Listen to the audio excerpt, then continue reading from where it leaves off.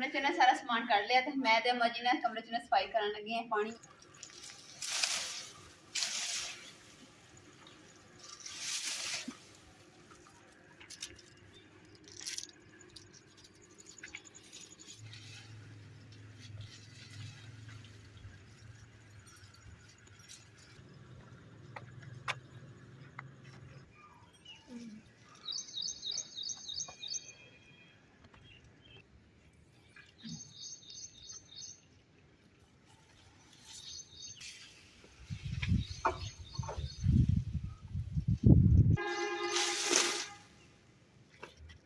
अम्मा जी तुम मेरे ना तो नाराज मेरे ना तो गल्लां करिया करो मैं नहीं करना मना। बिस्मिल्लाहिर्रहमानिर्रहीम अस्सलाम वालेकुम इक्काती मेरे भैन भरा ठीक होने अल्हम्दुलिल्लाह से भी ठीक अल्लाह पाक तन खुश रखे आबाद रखे ते अज लोग कर दे शुरू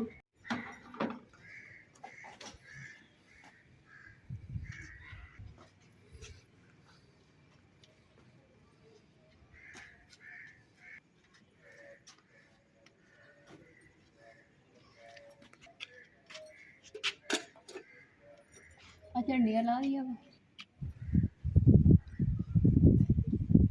कमरे च ना सारा समान कढ़ लिया तो मैं ते अम्मा जी ने कमरे च ना सफाई करन लगी हैं पानी मैं छंगाना थे बाकी काम अम्मा जी करन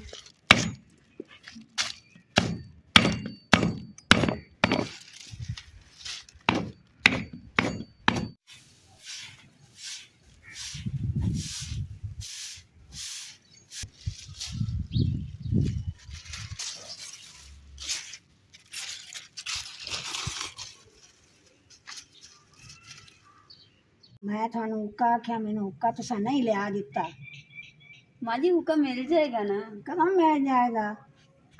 इमरान तुम माँ जी ने क्यों नहीं हुक्का देख दी इधर वेखो अम्मा जी ਜਿਹੜਾ ਉਹ ਹੁੱਕਾ ਤੁਸੀਂ ਕਹਿ ਰਹੇ ਹੋ ਨਾ ਉਹ ਹੁੱਕਾ ਸਦੀਆਂ ਪੁਰਾਣਾ ਹੁੱਕਾ ਵਾ ਉਹ ਮੈਂ ਪਿਛਲੀ ਵਾਰੀ ਗਿਆ ਸੀ ਨਾ ਉਧਰ ਪਿੰਡ ਤੇ ਉਹ ਸਾਰੀ ਜ਼ੰਗ ਲੱਗੀ ਵੀ ਟੁੱਟਿਆ ਭੰਨਿਆ ਪਿਆ ਬੇਕਾਰ ਹੋਇਆ ਪਿਆ ਇਨਸ਼ਾ ਅੱਲਾਹ ਤਾਲਾ ਹੁਣ ਪੈਸੇ ਆਣਗੇ ਤਾਂ ਮੈਂ ਆਪਣੀ ਮਾਂ ਨੂੰ ਸੋਹਣਾ ਹੁੱਕਾ ਲੈ ਕੇ ਦੇਵਾਂਗਾ ਫੁੱਲਾਂ ਵਾਲਾ ਠੀਕ ਹੈ ਨਾ ਤੇ ਨਾਰਾਜ਼ ਨਾ ਹੋਵੋ ਤੁਸੀਂ ਸਵੇਰ ਦੇ ਮੇਰੇ ਨਾਲ ਲੜੀ ਜਾਂਦੇ ਹੋ ਮੈਨੂੰ ਹੁੱਕਾ ਲਿਆ ਦੇ पित्तल का लेना है ਪਿੱਤਲ ਦਾ ਅੰਮਾ ਜੀ ਉਹ ਤਾਂ ਮਹਿੰਗਾ ਹੀ ਬੜਾ ਹੈ भावे महंगा तो नहीं लेना ਛੋਟਾ ਵੀ ਇੰਨੇ ਦਾ ਹੈਗਾ ਵੱਡਾ ਤਮਾਮ 30-35 ਹਜ਼ਾਰ ਰੁਪਏ ਦਾ ਪਿੱਤਲ ਦਾ ਹੁੱਕਾ ਪਿੱਤਲ ਬਹੁਤ ਮਹਿੰਗਾ ਹੈ ਪਿਛਲੀ ਵਾਰੀ ਪਤਾ ਨਹੀਂ ਸੀ ਕੀਤਾ 12,000 ਰੁਪਏ ਦੇ ਰਿਹਾ ਸੀ ਇਸ ਗੱਲ ਨੂੰ 4 ਮਹੀਨੇ ਹੋ ਗਏ 3-4 ਮਹੀਨੇ 4,000 लग जासी 3 लग जासी ਉਹ 3,000 ਦਾ ਮਾਨ ਨਹੀਂ ਆਣਾ ਹੁਣ ਦੱਸ ਕੇ ਉਹ ਪੁਰਾਣਾ ਹੁੱਕਾ ਅੰਮਾ ਨੂੰ ਮੈਂ ਕਿੱਦਾਂ ਲਿਆ ਦਿਆਂ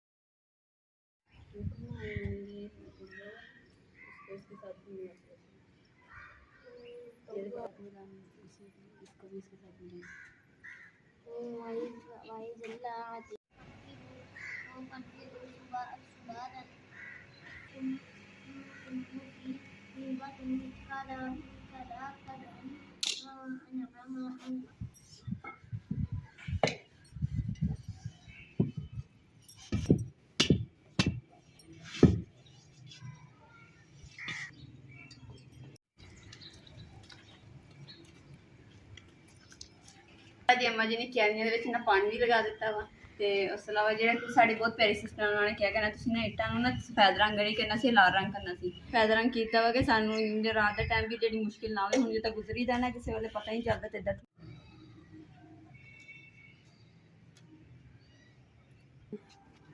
14 ਅਗਸਤ ਤੁਹਾਨੂੰ ਪਤਾ ਕਿ ਗੁਜ਼ਰ ਗਈ ਹੈ ਤੇ ਹੁਣ ਜਿਹੜਾ ਨੇ ਝੰਡੀਆਂ ਜਿਹੜੀਆਂ ਨੇ ਮੈਂ ਕਿਹਾ ਕਿ ਇੱਦਾਂ ਹੀ ਇਸਤੇਮਾਲ ਇਹਨਾਂ ਨੂੰ ਉਤਾਰ ਕੇ ਤੇ ਰੱਖ ਲੈਂਦੇ ਆ, ਫਿਰ ਜਦੋਂ ਅਗਲੀ ਜਿਹੜੀ 14 ਅਗਸਤ ਆਈ ਫਿਰ ਲਗਾਵਾਂਗੇ। ਕਿਉਂਕਿ ਕਈ ਲੋਕ ਨਾ ਇੱਦਾਂ ਲੱਗੀ ਛੱਡ ਦਿੰਦੇ ਆ, ਫਿਰ ਬਾਰਿਸ਼ ਆਉਂਦੀ ਹੈ ਤੇ ਸਾਰਾ ਖੁਰ ਕੇ ਕਾਗਜ਼ ਹੁੰਦਾ ਨਾ, ਤੇ ਖੁਰ ਕੇ ਸਾਰਾ ਰੋੜੀ ਜਾਂਦਾ ਵਾ, ਉਹਨੂੰ ਜ਼ਾਇਆ ਲਾਜ਼ਮੀ ਆਪਾਂ ਕਰਨਾ, ਝੰਡੀਆਂ ਹੀ ਦੁਬਾਰਾ ਇਸਤੇਮਾਲ ਹੋ ਜਾਂਦੀਆਂ।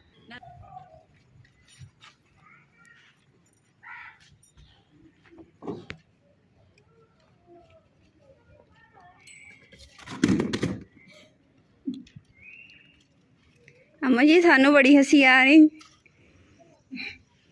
ਝੰਡੀਆਂ ਲੈ इन्हों दी हुण तैवां ला देंगे।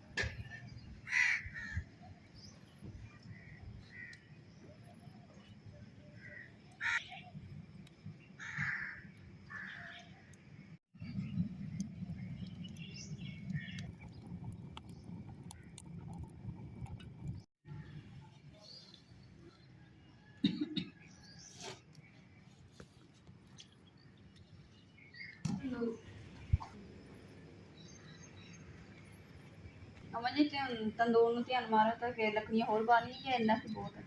ਅੱਛੀ ਗੱਲ ਹੈ ਲੱਕੜੀਆਂ ਆਈਆਂ।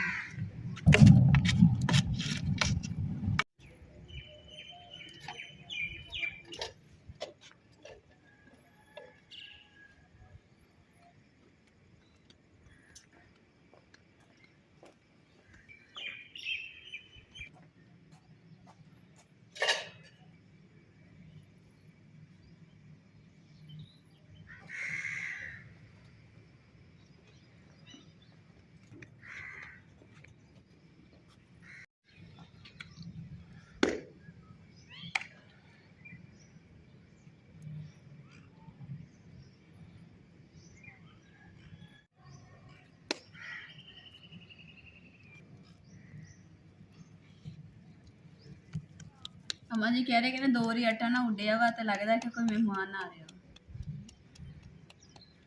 ਵੱਡਿਆਂ ਕੋ ਅੱਗੇ ਸੌਂਦੇ ਹੁੰਦੇ ਸੀ ਤੇ ਵੱਡੇ ਹੀ ਕਹਿੰਦੇ ਕਿ ਇਹ ਕੋਈ ਏਦਾਂ ਉੱਡਿਆ ਆਟਾ ਤੇ ਕੋਈ ਨਾ ਕੋਈ ਮਹਿਮਾਨ ਆਉਂਦਾ ਘਰ 'ਚ। ਅਮਾ ਜੀ ਆਟੇ ਦੇ ਵਿੱਚ ਤਿਲੀਏ ਕਾ ਮਾਰਨ ਦੇ?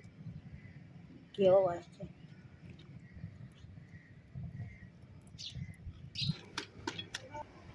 अम्मा जी ने ना माशाल्लाह सादा रोटियां वास्ते सादा आटा गुन्निया वा ते मिठी रोटी वास्ते देखो गुड़ वाला आटा गुन के रखिया वा।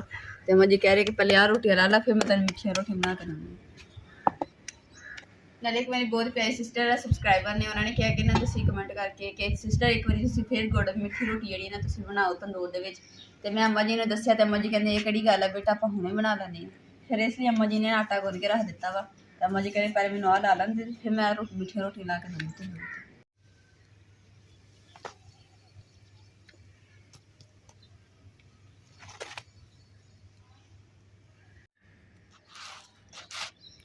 माशाल्लाह ये देखो घ्यो वाली रोटियां तो अम्मा जी ने जो तीले मारे ना इन्हों की वजह से देखो कि घी जो अंदर चला गया रोटियां दे, नहीं तो घी वाली रोटियां पकदियां नहीं ये तंदूर से। पर अम्मा जी ने बना भी दी और बनिया भी देखो कि कितने मज़ेदार है।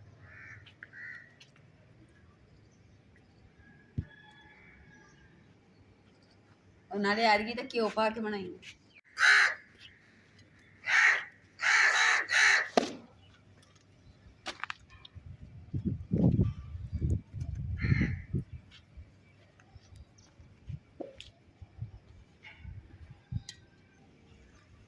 अलहमदुलिल्लाह जी सादा रोटियां जी ना घी वाली वो लग गई तो हूँ जी मिठी रोटी बनाने लगे तो अम्मा जी बिच भी घी लगा रहे हैं उपर से भी जो गुन्नी वो भी घी पाया।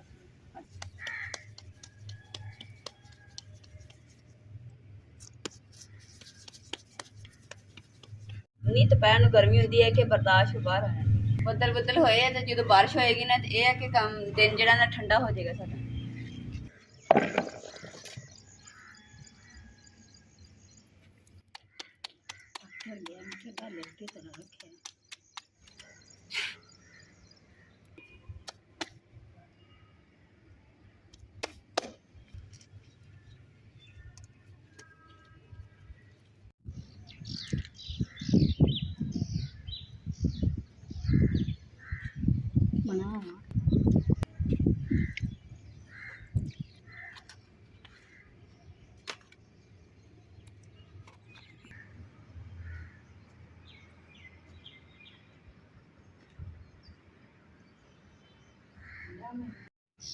अलहमदुलिल्लाह जी अम्मा जी ने रोटियां बना ली तंदूर ते हुण जल्दी ना सालन पा के ते मज़े नाल बैठ के नाश्ता कर दी।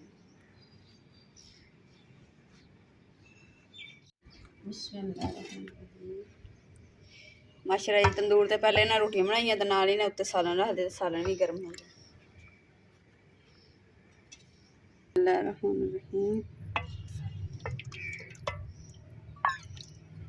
अज असीं बनाया जो सालन है आलू पकौड़ियां का बनाया तो बड़ा मज़ेदार बनया है।